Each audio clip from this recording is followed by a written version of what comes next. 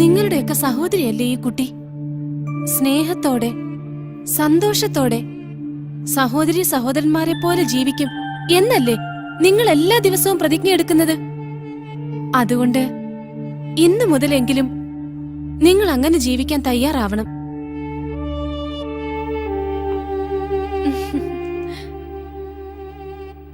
ഇനി ഞാൻ പറയുന്നത് എല്ലാവരും ശ്രദ്ധിച്ചു കേൾക്കണം. എയ്ഡ്സ് രോഗിയുടെ മക്കളായി ജനിച്ചവർക്കെല്ലാം ആ രോഗം ഉണ്ടാവണമെന്നില്ല. ഉദാഹരണത്തിന് ശാലിനിയുടെ കാര്യം തന്നെ മതിയല്ലോ. ആ കുട്ടിക്ക് അസുഖം പിടിച്ചിട്ടില്ല എന്ന് മെഡിക്കൽ ബോർഡ് പറഞ്ഞില്ലേ? ഇനി അഥവാ രോഗം ഉള്ള കുട്ടിയാണെങ്കിൽ തന്നെ അവരോടൊപ്പം കൂട്ടുകൂടുന്നത് കൊണ്ടോ കളിക്കുന്നത് കൊണ്ടോ ഒപ്പം ഇരുന്നത് കൊണ്ടോ ഒന്നും ഈ രോഗം പകരില്ലെന്ന കാര്യം ഉറപ്പാണ്. പിന്നെന്തിനാ നിങ്ങളിങ്ങനെ ഭയപ്പെടുന്നത്?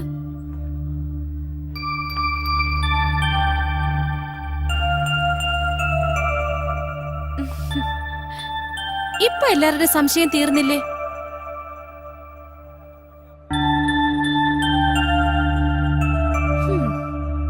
ഇനി പേടിയില്ലാത്തവരാരെങ്കിലും ഉണ്ടെങ്കിൽ അവർക്കൊക്കെ ശാലിനിയുടെ കൂടെ പോയിരിക്കാം.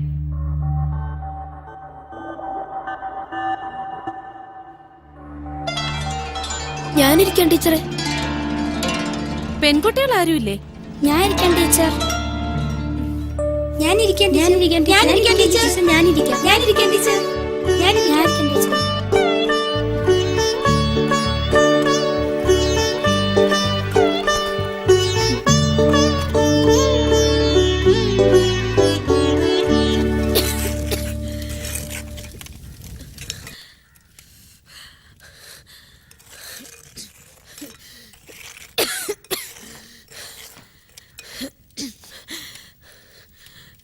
ജോലി വല്ലതും തരപ്പെട്ടോ? ഇല്ല, ഇനി അന്വേഷിച്ച് നടന്നിട്ട് വലിയ കാര്യമില്ല. അതെന്താ? കള്ളൻ എന്ന പേര് വീണുപോയില്ലേ? ഇനിയിപ്പോ എത്ര നല്ലവനായിട്ട് ജീവിച്ചാലും ആ പേര് മാറില്ല. കുറെ കഴിയുമ്പോ ഇതൊക്കെ അങ്ങ് മാറുന്നേ. ദൈവം തമ്പുരാൻ എന്തെങ്കിലും ഒരു വഴി കാണിച്ചു തരാതിരിക്കോ? അതുവരെ ഇതുപോലൊക്കെ അങ്ങ് കഴിഞ്ഞുകൂടാന്നേ.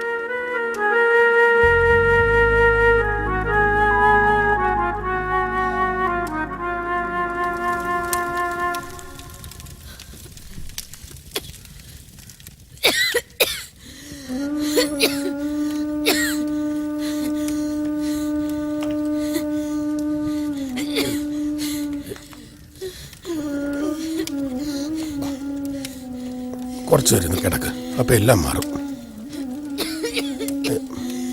പതുക്കെ പതുക്കെ പതുക്കെ.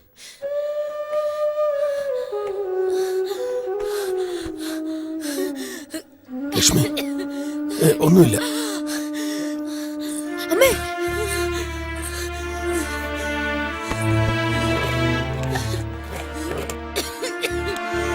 ഇത് വലിക്കമ്മേ.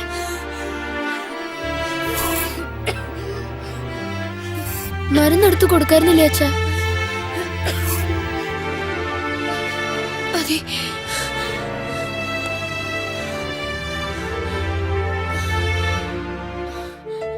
അയ്യോ, കപ്പലിന്റെ അടുപ്പത്താ.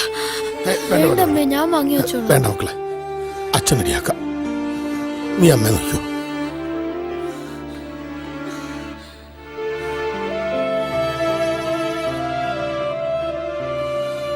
ഞങ്ങളില്ലാത്ത സമയത്ത് അടുപ്പിന്റെ അടുത്ത് പോകരുതെന്ന് ഞാൻ പറഞ്ഞിട്ടില്ലേ അമ്മയോട്?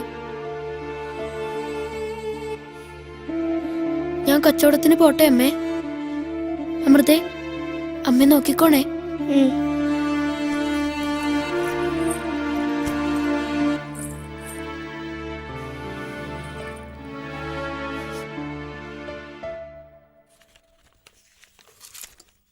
മോനെ, ഞാൻ കൂടെ വരട്ടെ നിന്റെ കൂടെ കച്ചവടത്തിന്? വേണ്ട, അച്ഛൻ ഈ പണി ശരിയാവില്ല. ശരിയാകും മോനെ. എന്തായാലും ഇന്ന് വേണ്ട അച്ഛ. ഞാൻ പോയിട്ട് വരട്ടെ അച്ഛാ.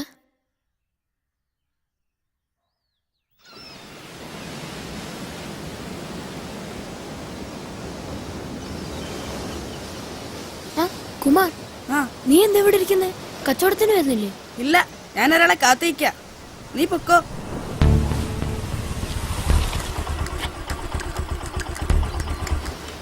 ദാ വരുന്നു ആനന്ദ്.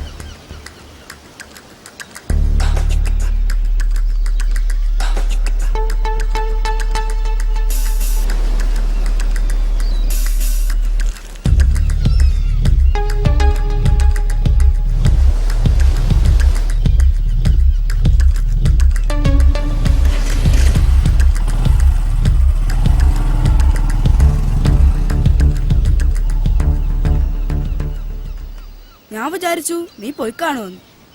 ആരാ ബൈക്ക് വന്നത്? അതെന്റെ പരിചയക്കാരനാ. നീ എന്തോ കൊടുക്കുന്നുണ്ടല്ലോ, എന്താ അത്? അതൊരു സാധനമാ. പേരൊന്നും എനിക്കറിയില്ല, അതൊക്കെ സാറിനെ അറിയൂ. സാറ് പറയുന്നിടത്തൊക്കെ ഞാൻ സാധനം എത്തിച്ചു കൊടുക്കും. ദിവസം 500 രൂപ സാറ് തരും. ദിവസം 500 രൂപയോ? അതെ, അതുകൊണ്ടല്ലേ ഞാനിങ്ങനെ അടിച്ചു പൊളിച്ച് നടക്കുന്നത്. ഈ കപ്പലണ്ടി കച്ചവടം കൊണ്ട് നടന്നിട്ട് എന്ത് കിട്ടാനാ? എന്താ നീയും കൂടുന്നോ? സാറിനെ പരിചയപ്പെടുത്തി തരാം, നല്ല മനുഷ്യനാ. സാറിനെ കണ്ടു പറഞ്ഞ എന്നെയും കൂടെ കൂട്ടൂ? പിന്നെന്താ, നമ്മളെ പോലുള്ള ഒരുപാട് പേർക്ക് സാർ ജോലി കൊടുത്തിട്ടുണ്ട്. നിനക്ക് രക്ഷപ്പെടണമെങ്കിൽ സാറിനെ കണ്ടാ മതി. എന്താ കാണണോ? കാണണം. എന്നാ വാ. ആ, വില അല്പം കുറവാണ്. ആ, എന്നാലും സാരമില്ല. Okay sir. ആ, കുമാറോ? ഇതാരാ, കൂട്ടുകാരനാ? അതെ സാർ, ഇവരും നമ്മുടെ കൂടെ കൂടണമെന്നുണ്ട്. നമസ്കാരം. ഇവൻ ആളെങ്ങനെ? പാവാ സാർ. വിശ്വസിച്ച് ഏൽപ്പിക്കുന്ന ജോലി കൃത്യമായിട്ട് ചെയ്യോ? ചെയ്യും സാർ. അല്ല, അതവൻ പറയട്ടെ. ചെയ്യാം സാർ. ആ, കുമാർ പറഞ്ഞുകൊണ്ട് നിനക്ക് ഞാൻ ജോലി തരാം. വളരെ സൂക്ഷിച്ച് ചെയ്യേണ്ട ജോലിയാണ്, അറിയാമല്ലോ. കുമാറെല്ലാം പറഞ്ഞിട്ടില്ലേ? എന്തു പറയുന്നു? ജോലി ചെയ്യാൻ തയ്യാറാണോ? എന്റെ അച്ഛനും ജോലിയൊന്നും ഇല്ലാതിരിക്കുക. അച്ഛനെയും കൂട്ടി ഞാൻ നാളെ വരാം. ഓക്കെ, എന്നാ നിങ്ങൾ ചെല്ല്. ശരി.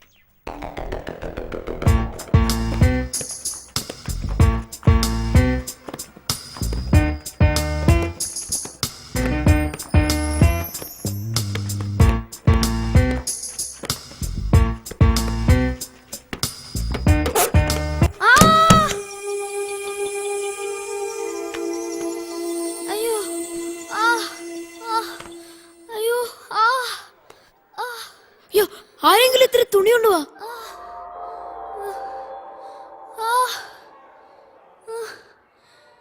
അയ്യോ, അവനത് വേണം.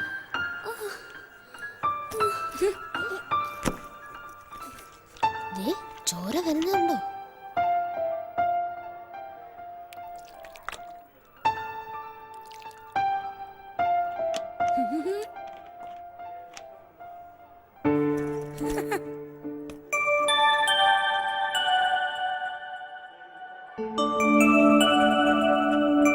എനിക്ക് നമുക്ക് ഓഫീസ് റൂമിൽ പോയി മരുന്ന് വെച്ചേട്ടോ. വാ.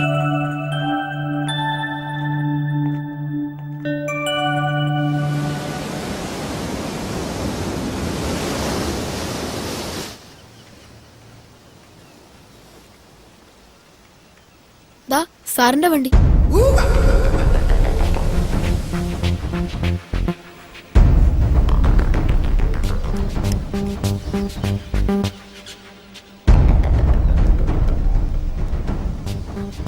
സാർ, അച്ഛൻ വന്നിട്ടുണ്ട്. ആ, ആനന്ദ് പോയി കപ്പലിന് വിട്ടിട്ട് വരും. ഞങ്ങൾ ജോലിക്കാരത്തെ കുറിച്ച് സംസാരിക്കട്ടെ. ശരി സാർ. വരും.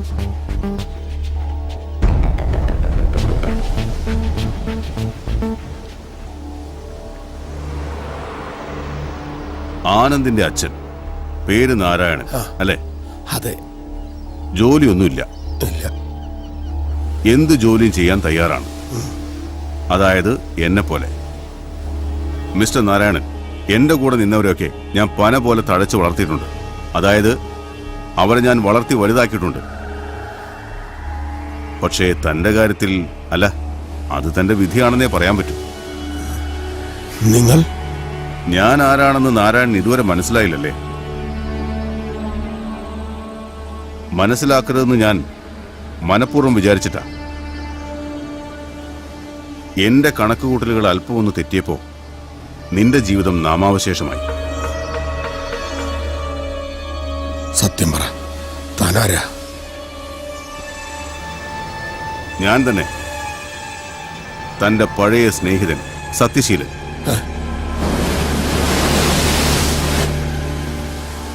പരമദ്രോഹി, നിന്നെ ഞാൻ ഒന്നും ചെയ്യില്ല. ഇണങ്ങി നിന്നാൽ നിനക്ക് ഇപ്പോഴും ലക്ഷാധിപതിയാകാം. എന്തു പറയുന്നു? ഇണങ്ങുന്നോ അതോ പിണങ്ങുന്നോ? നിന്നെ ഞാൻ വെറുതെ